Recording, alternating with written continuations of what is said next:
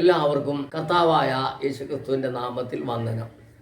പ്രിയപ്പെട്ട സഹോദരി സഹോദരന്മാരെ, നാം ഇന്ന് ചിന്തിക്കുവാൻ പോകുന്നത് ലക്ഷക്കണക്കിന് രൂപ മുടക്കി കൺവെൻഷൻ നടത്തുന്നതിനെ പറ്റിയുള്ള ഒരു ചിന്തയാണ് നാം ചിന്തിക്കുവാൻ പോകുന്നത്. ഇന്ന് ലോകമെമ്പാടും നമ്മുടെ വിശ്വാസികൾ അല്ലെങ്കിൽ ദൈവസഭകൾ നടത്തുന്ന കൺവെൻഷനുകൾ വിശുദ്ധ ബൈബിളുമായിട്ട് എന്തെങ്കിലും ബന്ധമുള്ളതാണ്. നമ്മൾ കർത്താവായ യേശുക്രിസ്തുവിൻ്റെ നാമത്തിൽ ദൈവത്തെ മഹത്വപ്പെടുത്തുവാൻ നമ്മൾ ചെയ്യുന്നൊരു കാര്യം വിശുദ്ധ ബൈബിളുണ്ടോ, അത് ചെയ്യാമോ എന്ന് നമ്മൾ നോക്കേണ്ടത് നമ്മുടെ കടമയല്ലേ? കാരണം ഇന്നത് ചെയ്യരുതെന്നും ഇന്നത് ചെയ്യണമെന്നും ദൈവം നമ്മളോട് കൽപ്പിച്ചിരിക്കുന്നു. നമ്മുടെ കർത്താവായ യേശുക്രിസ്തു 33 വർഷം ഭൂമിയിൽ ശരീരത്തിൽ വസിച്ചിരുന്നപ്പോൾ തൻ്റെ ശിഷ്യന്മാരോട് എല്ലാ വിഷയങ്ങളും പറഞ്ഞിരുന്നു. അപ്പോൾ നമ്മൾ ചെയ്യേണ്ട കാര്യങ്ങൾ, ദൈവരാജ്യത്തിലെത്തുവാൻ നമ്മൾ എന്ത് ചെയ്യണം? അതുകൊണ്ട് ആ പറഞ്ഞിരിക്കുന്ന കാര്യങ്ങൾ നമ്മൾ അനുസരിക്കേണ്ടവരല്ലേ? നമ്മളോട് പറഞ്ഞിരിക്കുന്നതായ കാര്യങ്ങൾ 100 കണക്കിന് വിഷയങ്ങൾ നമ്മളോട് പറഞ്ഞിട്ടുണ്ട്. പക്ഷെ അത് ചെയ്യാതെ കണ്ട് നമ്മളോട് പറയാത്ത കാര്യങ്ങൾ നമ്മൾ കയറി ചെയ്തുകൊണ്ടിരിക്കുക. നമുക്കൊന്ന് വായിച്ച് നോക്കാം. വിശുദ്ധ ബൈബിളിൽ അങ്ങനെ വല്ല കൺവെൻഷനെ കുറിച്ച് എന്തെങ്കിലും സംസാരിച്ചിട്ടുണ്ടോ എന്ന് നോക്കാം. ഇന്നത്തെ ചിന്തക്കായിട്ട് നമുക്ക് 1 കൊരിന്ത്യർ 9 അധ്യായം അതിൻ്റെ 16, 17, 18 വാക്യങ്ങളൊന്ന് വായിക്കാം. ഞാൻ സുവിശേഷം അറിയിക്കുന്നു എങ്കിൽ എനിക്ക് പ്രശംസിപ്പാനൊന്നുമില്ല, നിർബന്ധം എൻ്റെ മേൽ കിടക്കുന്നു. ഞാൻ സുവിശേഷം അറിയിക്കുന്നില്ല എങ്കിൽ എനിക്ക് അയ്യോ കഷ്ടം. ഞാനത് മനഃപൂർവ്വം നടത്തുന്നുവെങ്കിൽ എനിക്ക് പ്രതിഫലമുണ്ട്. മനഃപൂർവ്വം അല്ലെങ്കിലും കാര്യമെങ്കിൽ ഫലമേൽപ്പിച്ചിരിക്കുന്നു. എന്നാൽ എൻ്റെ പ്രതിഫലം എന്ത്? സുവിശേഷം അറിയിക്കുമ്പോൾ സുവിശേഷ ഘോഷത്തിനുള്ള അധികാരം മുഴുവനും ഉപയോഗിക്കാതെ ഞാൻ സുവിശേഷ ഘോഷം ചെലവ് കൂടാതെ നടത്തുന്നത് തന്നെ. അവിടെ പൗലോസ് അപ്പോസ്തലൻ പറയുന്നത് ഇങ്ങനെയാണ്: എന്നാൽ എൻ്റെ പ്രതിഫലം എന്ത്? സുവിശേഷം അറിയിക്കുമ്പോൾ സുവിശേഷ ഘോഷത്തിലുള്ള അധികാരം മുഴുവനും ഉപയോഗിക്കാതെ ഞാൻ സുവിശേഷ ഘോഷം ചെലവ് കൂടാതെ നടത്തുന്നത് തന്നെ. സ്തോത്രം. അപ്പോൾ വിശുദ്ധ അപ്പോസ്തലനായ പൗലോസ് പറയുന്നത് സുവിശേഷം ചെലവ് കൂടാതെ നടത്തണമെന്നാണ്. കാരണം പത്രോസ് അപ്പോസ്തലൻ പറഞ്ഞു, 1 പത്രോസ് 2 അധ്യായത്തിൻ്റെ 9 വാക്യത്തിൽ പത്രോസ് അപ്പോസ്തലൻ ജനങ്ങളോട്, സഭായോഗങ്ങളിൽ വരുന്ന വിശ്വാസികളോട് പറയുന്നത് ഇങ്ങനെയാണ്: നിങ്ങളോ അന്ധകാരത്തിൽ നിന്നും തൻ്റെ അത്ഭുത പ്രകാശത്തിലേക്ക് നിങ്ങളെ വിളിച്ചവൻ്റെ സൽഗുണങ്ങളെ ഘോഷിപ്പാൻ തക്കവണ്ണം തിരഞ്ഞെടുക്കപ്പെട്ട ഒരു ജാതിയും രാജകീയ പുരോഹിതവർഗവും വിശുദ്ധ വംശവും സ്വന്തം ജനവുമാണ്. അപ്പോൾ പത്രോസ് അപ്പോസ്തലൻ പറയുന്നത്, നമ്മളെ അന്ധകാരത്തിലായിരുന്നു നമ്മളെ വിളിച്ചത് കർത്താവായ യേശുക്രിസ്തുവിൻ്റെ സൽഗുണങ്ങളെ ഘോഷിക്കാനാണ് നമ്മളെ വിളിച്ചിരിക്കുന്നത്. അപ്പോൾ ആ സൽഗുണങ്ങളെ ഘോഷിപ്പാൻ നമ്മളെ വിളിച്ചിരിക്കുമ്പോൾ നമുക്ക് 4 പദവി തന്നാണ് വിളിച്ചിരിക്കുന്നത്. എല്ലാ ജനങ്ങളോടാണ് പറയുന്നത്, അല്ലാതെ തിരഞ്ഞെടുക്കപ്പെട്ടവരോട് മാത്രമല്ല, വിശ്വാസത്തിൽ വന്നിരിക്കുന്ന എല്ലാവരോടുമായിട്ട് പറയണം. നിങ്ങളോ അന്ധകാരത്തിൽ നിന്നും തൻ്റെ അത്ഭുത പ്രകാശത്തിലേക്ക് നിങ്ങളെ വിളിച്ചവൻ്റെ സൽഗുണങ്ങളെ ഘോഷിപ്പാൻ തക്കവണ്ണം തിരഞ്ഞെടുക്കപ്പെട്ട ഒരു ജാതിയും രാജകീയ പുരോഹിത വർഗവും വിശുദ്ധ വംശമോ. അതൊരു ട്രെയിനിങ്ങാണ്. ആ ട്രെയിനിങ് നമ്മളെല്ലാവരും ആ ട്രെയിനിങ്ങിലുണ്ടാകണം. ആ ട്രെയിനിങ്ങിൽ സ്വർഗീയ പിതാവ് നമ്മളെ നോക്കി ആ ട്രെയിനിങ്ങിൽ പാസ്സാകുന്നവരെയാണ് വിളിച്ച് വേർതിരിക്കുന്നത്. പറഞ്ഞത് മനസ്സിലാവുന്നുണ്ടോ? ശുശ്രൂഷ പലതുണ്ട്.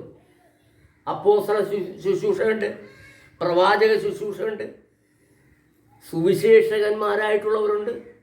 അതുപോലെ തന്നെ ഇടയനും ഉപദേഷ്ടാവുമായിട്ടുള്ളവരുണ്ട്. അനേകം വരങ്ങളും ഇനിയുമുണ്ട് അല്ലേ? പരിപാലനവരം, ഭാഷാവരം, വിവേചനവരം, പലവിധ ഭാഷകൾ, സഹായം ചെയ്യുന്ന വരം, രോഗശാന്തി വരം, ഇങ്ങനെ ഒട്ടനവധി വരങ്ങളുണ്ട്. അപ്പോൾ ഇതിന് നമ്മൾ ഈ ട്രെയിനിങ്ങിൽ നമ്മളെല്ലാം ഉണ്ടാകണം. ആ ട്രെയിനിങ്ങിൽ പാസ്സാകുന്നവരെയാണ് ദൈവം വിളിച്ചു വേർതിരിക്കുന്നത്. അത് സ്വർഗമാണ്. നമ്മളെ വിലയിരുത്തുന്നത് സ്വർഗമാണ്. നമ്മൾ ആരാണെന്നുള്ളതും നമ്മൾ എന്ത് ചെയ്യുന്നുള്ളതും നമ്മുടെ ഹൃദയത്തിലെ ചിന്തകളും വിചാരങ്ങൾ എന്താണെന്നുള്ളതും സ്വർഗീയ പിതാവും അവിടെ അറിയുകയാണ്. അങ്ങനെയാണ് നമ്മളെ വിളിച്ച് വേർതിരിക്കുന്നത്. ട്രെയിനിങ്ങിനുള്ള കാര്യങ്ങൾ പോലും നമ്മൾ ചെയ്യാതെ കണ്ട് ഇന്ന് ഈ കൺവെൻഷൻ നടത്തുന്നത് കൊണ്ട് അവിടെ ഒരു പ്രാസംഗികന്മാർ വന്ന് പ്രസംഗിക്കുന്നത് കൊണ്ട് ഇന്ന് വിശ്വാസികളായിട്ടുള്ള എല്ലാവരും ആ കൺവെൻഷൻ വരാൻ വേണ്ടി കാത്തിരിക്കുക. കാരണം എന്താ? എല്ലാവരും ഇങ്ങനെ നോക്കുകുത്തികളായി മാറിക്കൊണ്ടിരിക്കുക. ആരും ഈ ശുശ്രൂഷ ചെയ്യുന്നില്ല. അപ്പം അതുകൊണ്ട് നമ്മൾ മനസ്സിലാക്കണം, ഇന്ന് ശരിയായ രീതിയിൽ തന്നെ സുവിശേഷം അറിയാവുന്നവരെ എത്ര പേരുണ്ടെന്ന് പോലും അറിയത്തില്ല. സഭയിൽ നോക്കുമ്പോൾ അല്ലെങ്കിൽ കൂട്ടായ്മയിൽ വരുമ്പോൾ 200, 300, 350, 400, 500, 1000 വരെ ആൾക്കാരെ കാണാം. പക്ഷെ അവിടെ എത്ര പേര് സുവിശേഷന്മാരുണ്ട്? എത്ര പേര് ശുശ്രൂഷ ചെയ്യുന്നവരുണ്ട്? ഈ വരുന്ന ജനം മുഴുവനും ഒരാളെ കേന്ദ്രീകരിച്ചിങ്ങനെ വരികയാണ്. അവിടെ വരുന്ന ശുശ്രൂഷകനെ മാത്രം, ആ ശുശ്രൂഷകനെ മാത്രം എല്ലാവരും കാത്തിരിക്കുക, അദ്ദേഹത്തിൻ്റെ ശുശ്രൂഷ കിട്ടാൻ വേണ്ടിയിരിക്കുക. അല്ലാതെ കണ്ട് നമുക്ക് ദൈവത്തെ മഹത്വപ്പെടുത്തണം, ദൈവത്തിൻ്റെ ഇഷ്ടം ചെയ്യണം, നമുക്ക് ദൈവരാജ്യത്തിൽ പോകണം, അങ്ങനെയുള്ള ഒരു ആഗ്രഹവും ചിന്തയും വരുന്നില്ല. അതുകൊണ്ട് എൻ്റെ പ്രിയപ്പെട്ടവരെ, എനിക്ക് പറയാനുള്ളത്, ഈ കൺവെൻഷൻ ദൈവവചന പ്രകാരം തെറ്റാണ്. കാരണം ഇന്ന് ഈ കൺവെൻഷൻ നടത്താൻ തുടങ്ങിയത് എന്ന് മുതലാണ്, അന്ന് മുതൽ ഇന്ന് വരെയും ഓരോ സംഘടനകളുടെയും ഏരിയ സംബന്ധിച്ചു. ഇപ്പോൾ IPCയുടെ കൺവെൻഷൻ നടത്തുന്നത്, സെൻട്രൽ കൺവെൻഷൻ നടത്തുന്നത് എവിടെയാണ്? കുമ്പനാട്. അതുപോലെ തന്നെ church of God central convention നടത്തുന്നത് എവിടെയാണ്? അവരുടെ ആസ്ഥാനത്താണ്. അപ്പോൾ ഓരോ സംഘടനകൾക്കും ആസ്ഥാനങ്ങളുണ്ട്. ആ ആസ്ഥാനങ്ങളിൽ നടത്തുകയാണിത് കൺവെൻഷൻ. അത് എത്ര രൂപ നശിപ്പിച്ച് കളയുന്നു? 50 ലക്ഷം മുതൽ 5 ലക്ഷം വരെ നശിപ്പിക്കുക. അപ്പോൾ ഇന്ന് ഇത് വിശ്വാസികളും അല്ലെങ്കിൽ ലോക്കൽ ചർച്ചുകളും ഇപ്പോൾ അതിനെ തന്നെ കേന്ദ്രീകരിക്കാൻ, ലോക്കൽ ചർച്ചുകാരും അവർക്ക് പറ്റിയ ഒരിടം അവർ കണ്ടെടുക്കുക. പക്ഷേ ഇതുകൊണ്ട് എന്ത് പ്രയോജനം? ഈ 50 ലക്ഷം മുടക്കിയിട്ട് ഒരു വിശ്വാസം അല്ലെങ്കിൽ ഒരു വ്യക്തിയെങ്കിലും അവിടെ മാനസാന്തരപ്പെടുന്നുണ്ടോ? ഒന്ന് നമ്മൾ ചിന്തിക്കണം. ഒരു വ്യക്തിയെങ്കിലും അവിടെ മാനസാന്തരപ്പെട്ട് കാണുന്നുണ്ടോ? ഒരു വ്യക്തിയെങ്കിലും ഏറ്റുപറയുന്നുണ്ടോ? അപ്പോൾ അങ്ങനെ ഇതെന്തിനു വേണ്ടി ഇത്രയും രൂപ ഈ നശിപ്പിച്ച് കളയുന്നു? ഈ പൈസ എങ്ങനെ ഉണ്ടാക്കിയെടുക്കുന്നതെന്ന് അവർക്ക് മാത്രം അറിയാം. കാരണം അവർ ആരെങ്കിലുമൊക്കെ വിശ്വാസികളോ പാസ്റ്റർമാരോ അല്ലെങ്കിൽ ജോലി എടുക്കുന്നവരോ അവരെയൊക്കെ പിടിച്ചാണ് ഈ പൈസ ഉണ്ടാക്കിയെടുക്കുന്നത്. അല്ലാതെ ആരും സ്വന്തമായിട്ട് ഒരു കൺവെൻഷനും സ്വന്തമായിട്ട് ആരും നടത്തുന്നില്ല.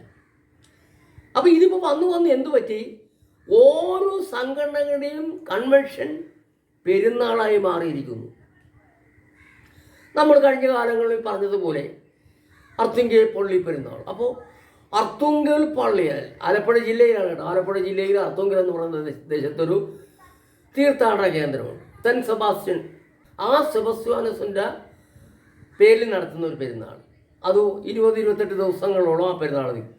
അപ്പോൾ ആ കത്തോലിക്ക ആ സമുദായത്തിലുള്ളവരെ അവരുടെ പെൺമക്കളെ കെട്ടിച്ച വീട്ടിലും മറ്റുള്ളവരും ബന്ധുമിത്രാദികളെല്ലാവരും ക്ഷണിച്ചിട്ട് ഒരു വലിയ ആർഭാടമായിട്ട് നടത്തുകയാണ്. ഇതുപോലെയായി ഇന്ന് പെന്തക്കോസ്. നമ്മുടെ പെന്തക്കോസിലും ഇത് നടക്കുകയാണ്. കാരണം എന്താ?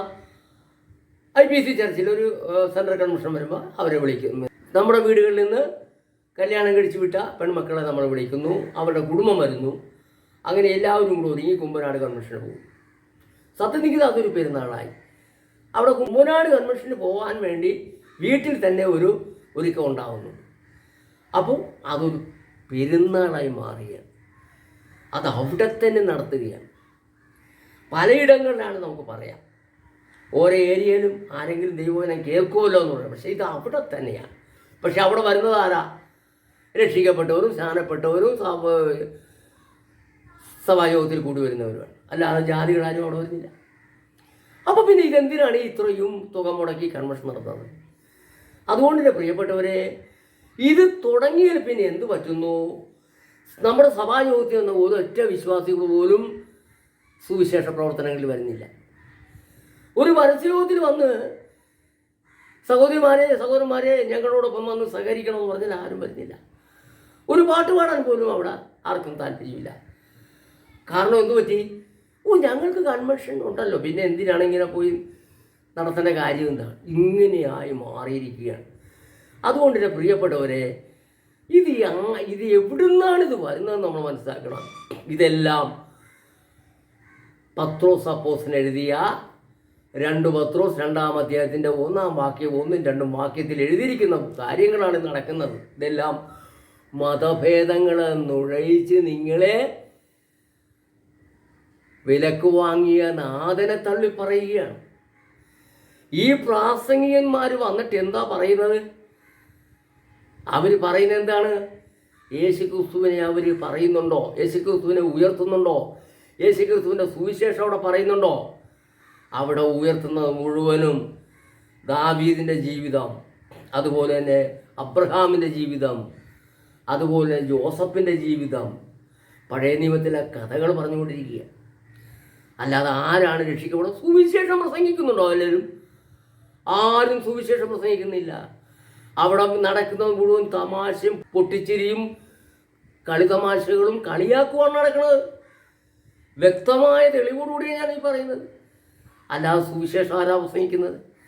അതുകൊണ്ട് എൻ്റെ പ്രിയപ്പെട്ട സഹോദരി സഹോദരന്മാരെ, എനിക്ക് പറയാനുള്ളത്, ഇതെല്ലാം നമ്മുടെ രക്ഷയ്ക്കല്ല ഇതെല്ലാം ചെയ്യുന്നത്. ഇതെല്ലാം നമ്മുടെ നാശത്തിനുള്ള പ്രവൃത്തിയാണ് ചെയ്യുന്നത്. കാരണം എന്തോ?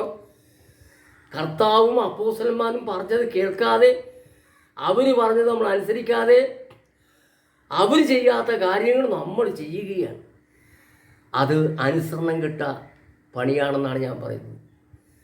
അവരുടെ മേൽ വരുന്നത് എന്താണ്? ദൈവത്തിൻ്റെ കോപമാണ് വരുന്നത്. അനുസരണം കെട്ടവരുടെ മേൽ ദൈവത്തിൻ്റെ കോപം ജ്വലിക്കുന്നു. ഇതുകൊണ്ട് ഈ പ്രവൃത്തി ചെയ്യുന്നത് കൊണ്ട് ഒരു മനുഷ്യൻ രക്ഷപ്പെടുന്നില്ല.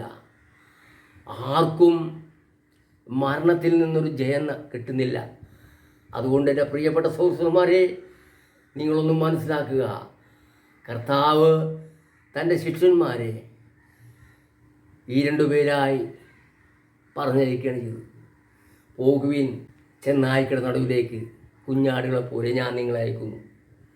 പ്രിയപ്പെട്ടവരെ, അങ്ങനെ ഇന്ന് കടന്നുപോയി വീടുകളിൽ ചെന്ന് നമ്മളെ അവർ സ്വീകരിക്കുന്നുണ്ടെങ്കിൽ നമുക്ക് അവിടെ ഇരുന്ന് അവരോട് സുവിശേഷം പറയാൻ പറ്റും. അവരെ ദൈവം കണ്ടിട്ടുള്ളവരാണെങ്കിൽ, ദൈവം ആകർഷിച്ചിട്ടുള്ളവരാണെങ്കിൽ അവരെ കർത്താവിൻ്റെ അടുക്കിലേക്ക് വരും. അല്ലാതെ കണ്ട് നമ്മുടെ ഈ പ്രഹസനം കാണിച്ചത് കൊണ്ടോ, നമ്മുടെ ആൾബലം കാണിച്ചത് കൊണ്ടോ സ്വത്രം ഒന്നും ഇതുകൊണ്ട് പ്രയോജനമൊന്നും ഉണ്ടാകുന്നില്ല. അതുകൊണ്ട് മനസ്സിലാക്കാൻ വേണ്ടിയാണ് ഞാനിന്ന് ഈ വിളിക്കുന്നത്. കാരണം ഒരു തെറ്റ് തിരുത്തലാണ് ഇപ്പോൾ നടക്കേണ്ടത്. നമ്മളിത് പാരമ്പര്യമായിട്ട് ചെയ്തുകൊണ്ടിരിക്കുന്ന അനവധി തെറ്റുകൾ തിരുത്തപ്പെടണം. തെറ്റുകൾ തിരുത്തപ്പെട്ടില്ലെങ്കിൽ നമുക്ക് സന്തോഷമുണ്ടാകത്തില്ല. അതുകൊണ്ടാണ് ഞാൻ ഈ പറയുന്നത്.